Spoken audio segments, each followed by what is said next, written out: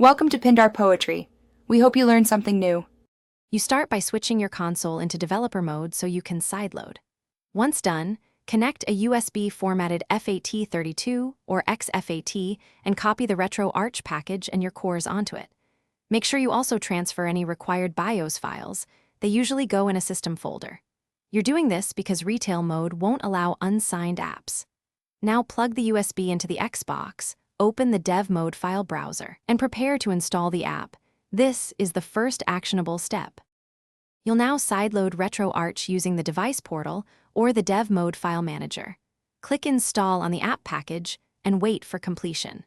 Once Retroarch launches, install cores by placing core files in the proper cores folder and scanning them from the core updater or manually loading via load core.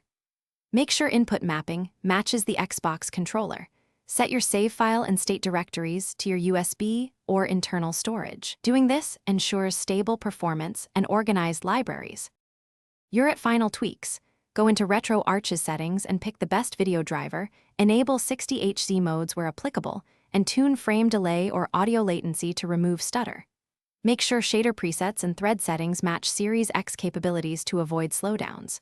If a game won't run, verify the core supports that system and the correct BIOS is present. Once you check logs, try a soft reset or reinstall the core. If installations stall, reboot developer mode and retry. This usually fixes permission hiccups. Thanks for watching. Consider subscribing if we helped you.